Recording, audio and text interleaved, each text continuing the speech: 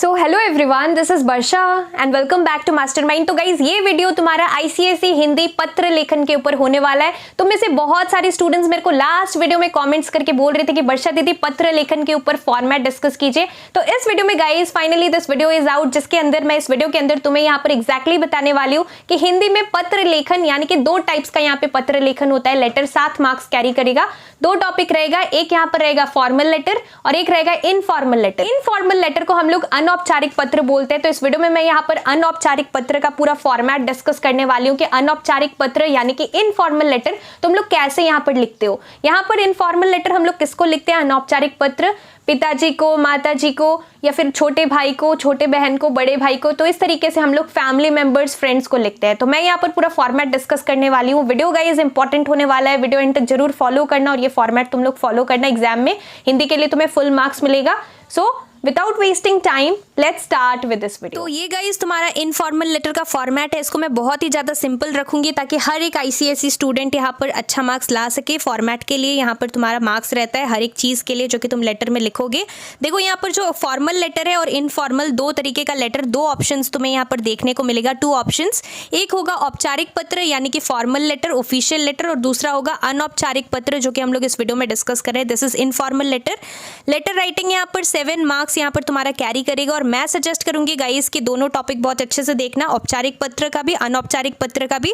जो तुम्हें यहाँ पर टॉपिक रीड करना, जो इजी लगे, जो सही लगे, वो तुम्हें करना है। बट मैं सजेस्ट करूंगी अगेन कि अनौपचारिक पत्र ज्यादा स्कोरिंग होता है। तो अगर अनौपचारिक पत्र का क्वेश्चन तुम्हें सही से समझ में आ जाए तो ट्राई करना सबसे पहले अनौपचारिक पत्र अटेम्प्ट करने का। तो ये जो है इसके लिए सबसे पहले आ जाता है हमारा सेंडर्स एड्रेस। सेंडर्स एड्रेस हमें कैसे लिखना है? 3 से 4 लाइन के अंदर अपना एड्रेस लिखना है। ऐसा नहीं कि एक सिंगल लाइन के अंदर तुम लोग सारा एड्रेस लिख रहे हो। तुम्हें यहाँ पर 3 से 4 लाइन अलग अलग लाइंस में अपना एड्रेस लिखना है। और एड्रेस गाइस देखो, तुम्हें यहाँ पर खुद का जो एड्रेस है वो तुम अच्छे से लिखकर स्पेलिंग सारा प्रैक्टिस कर लेना। और मैं तुम्हें ये बोलती हूँ कि अगर तुम्हें यहाँ पर खुद का एड्रेस लिखने में प्रॉब्लम हो रहा है, तुम्हें यहाँ पर खुद का एड्रेस का स्पेलिंग ठीक से कंफर्म नहीं है, तो तुम यहाँ पर सिंपली ये रेडीमेड यहाँ पर ये यहाँ पर लिखा हुआ है, ये same lines, same address copy paste कर सकते हो। एग्जाम में ये सेम एड्रेस पढ़ के जा सकते हो। सिंपल सा है, इसमें ज़्यादा स्पेलिंग्स भी नहीं है, कुछ ज़्यादा कोई मात्रा भी नहीं है, तो तुम यही कर सकते हो। बिकॉज जो एग्जामिनर है वो तुम्हारा यहाँ पर एड्रेस पर्सनली चेक नहीं करने वाले कि तुम्हारा क्या एड्रेस है, तुम ये एड्रेस भी लिख सकते हो। सो यहाँ पर तुम लोग ये सेम लाइंस यहाँ पर याद कर लेना और ये सेम चीज़ तुम लोग लिख सकते हो। सो 23 हाइफन देना है, कमला नगर कॉमा देना है, दयाल बाग फिर से एक कॉमा देना है, और फिर आगरा लिखा है, ये सिटी का नाम हो गया, फिर से हाइफन देना है, और एक पिन कोड मेंशन करना बहुत इंपॉर्टेंट है। 6 डिजिट्स का हमारा पिन कोड होता है। पिन कोड जबकि तुम लिखोगे तो फॉर्मेट के लिए फुल मार्क्स मिलेगा। तो बिल्कुल यही तुम यहाँ पर इसी को मैं बोलूँगी तुम लोग याद कर लो। एकदम सिंपल सा है, एड्रेस और पिन कोड जरूर मेंशन करना। एड्रेस लिखने के बाद हिंदी में हमें यहाँ पर एक लाइन लीव करना है। सो याद रखना, एक लाइन लीव करना है एड्रेस लिखने के बाद। और उसके बाद आ जाता है हमारा डेट। डेट को हम लोग हिंदी में दिनांक बोलते हैं। तो तुम्हें दिनांक लिखना है, डॉट डॉट देना है। अब ये दिनांक, कुछ लोग बोलेंगे क्या ये वर्ड दिनांक हमें लिखना है? तो यस, तुम्हें यहाँ पर अपने लेटर में ये वर्ड को लिखना है, दिनांक लिखना पड़ेगा। स्पेलिंग देख लो दिनांक का, फिर डॉट डॉट देना है। और तुम्हारा एग्जाम हिंदी का कब है? 26 फरवरी, राइट? तो तुम हिंदी में लिखोगे 26 देन फरवरी का स्पेलिंग देख लो, फिर एक कॉमा दोगे और 2026 लिखोगे। अब तुम लोगों के मन में एक डाउट हो सकता है, काफ़ी लोग बोलेंगे कि वर्षा दीदी यहाँ पर जो 26 हमने लिखा, डेट लिखा है, साथ में हमने ये 2026 लिखा है, साथ में जो पिन कोड लिखा है, क्या हिंदी में नंबर्स देना है? तो मैं बोलूँगी कि नहीं, तुम्हें हिंदी में नहीं देना है, इंग्लिश में चलेगा। और तुम अगर ये लिख रहे हो, इस तरीके से लिख रहे हो, तो तुम्हें फुल मार्क्स मिलेगा। डोंट वरी, मार्क्स डिडक्ट नहीं होगा नंबर्स के लिए। सो दिनांक तुम लोग लिखोगे, दिनांक मतलब डेट। आफ्टर राइटिंग दिनांक तुम्हें यहाँ पर एक लाइन फिर से डेट लिखने के बाद लीव करना है। और उसके बाद हमें लिखना है प्रिय।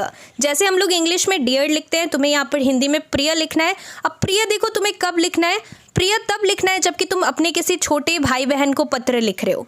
लेकिन अगर तुम यहाँ पर मान लो, और अगर तुम मित्र को भी लिख रहे हो, अपने किसी फ्रेंड को लिख रहे हो, तो तुम प्रिय यानी कि डियर यूज करोगे। बट अगर तुम यहाँ पर किसी बड़े को पत्र लिख रहे हो, खुद से बड़े को, जैसे कि चाचा जी, पिताजी, माता जी, तो तुम या तो लिखोगे आदरणीय पिताजी या आदरणीय माताजी, या फिर तुम लोग आदरणीय नहीं लिखकर तुम ये भी लिख सकते हो, पूजनीय पिताजी, पूजनीय माताजी, पूजनीय चाचा जी। तो याद रखना प्रिय कब लिखना है, प्रिय जब लिखना है जबकि तुम मित्र को लिख रहे हो या छोटे भाई बहन को लिख रहे हो तो प्रिय यूज होगा, नहीं तो प्रिय नहीं लिखकर प्रिय की जगह तुम्हें क्या लिखना है, आदरणीय लिखना है। आइदर आदरणीय लिखना है नहीं तो पूजनीय लिखना है, दोनों में से कोई एक चीज लिखना है। और उसके बाद यहाँ पर मैंने डैश दे रखा है, तुम्हें डैश बिल्कुल भी नहीं देना है, तुम्हें यहाँ पर नाम लिखना है। मान लो तुम यहाँ पर किसी फ्रेंड को लिख रहे हो, मित्र को, तो मित्र का यहाँ पर नाम लिख देना, राम श्याम, सिंपल सा स्पेलिंग अगर तुम्हें बहुत डिफिकल्ट लगता है राम लिख देना, प्रिय राम, सिंपल है। सो गाइस वीडियो में आगे बढ़ने से पहले एक छोटा सा अनाउंसमेंट। तो देखो मैंने तुम्हारे लिए यहाँ पर अभी ई बुक्स लॉन्च किया है particularly for 4 subjects, ICSE bio के लिए, केमिस्ट्री के लिए, हिस्ट्री एंड सिविक्स के लिए एंड ज्योग्राफी के लिए। ई बुक का मतलब यहाँ पर गाइज ओनली लिमिटेड क्वेश्चंस है फॉर लास्ट मिनट प्रिपरेशंस। और यहाँ पर लास्ट मोमेंट में अभी तुमने अगर कुछ भी ठीक तरीके से नहीं पढ़ा है तो इस ई बुक के अंदर सबसे पहला चीज की तुम्हें लिमिटेड क्वेश्चंस मिलेगा। और इस ई बुक के अंदर वही पिकअप क्वेश्चन है, वही इंपॉर्टेंट क्वेश्चन है जो 2026 में आने वाला है, जो 2026 में आने का मैक्सिमम चांसेस है। लास्ट ईयर भी गाइस हमने ई बुक लॉन्च किया था एंड डेफिनेटली तुम्हारे सीनियर्स का 2025 बैच स्टूडेंट्स का काफी ज्यादा हेल्प हुआ था। तुम लोग पिछले वीडियोस में जाकर देख सकते हो, कमेंट्स रीड कर सकते हो।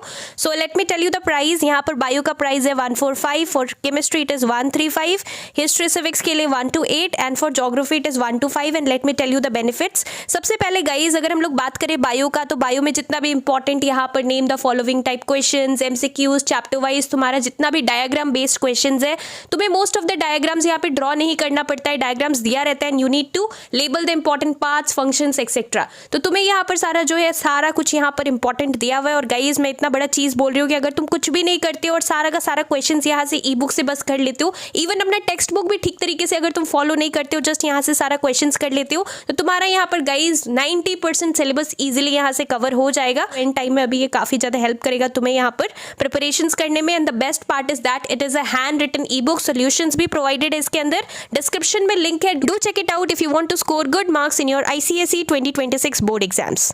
और उसके बाद यहाँ पर नाम लिखने के बाद एक कॉमा देना है। और अगर मान लो तुम आदरणीय पिताजी लिख रहे हो तो कुछ नाम वाम नहीं लिखना है, पिताजी, माताजी, आदरणीय माताजी, आदरणीय पिताजी, इस तरीके से लिखना है, एक कॉमा देना पड़ेगा उसके बाद।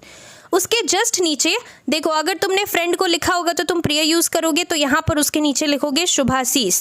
अगर तुम यहाँ पर लिखे हो किसी छोटे भाई बहन को तो तुम यहाँ पर शुभाशीष लिखोगे, ये छोटे के लिए है।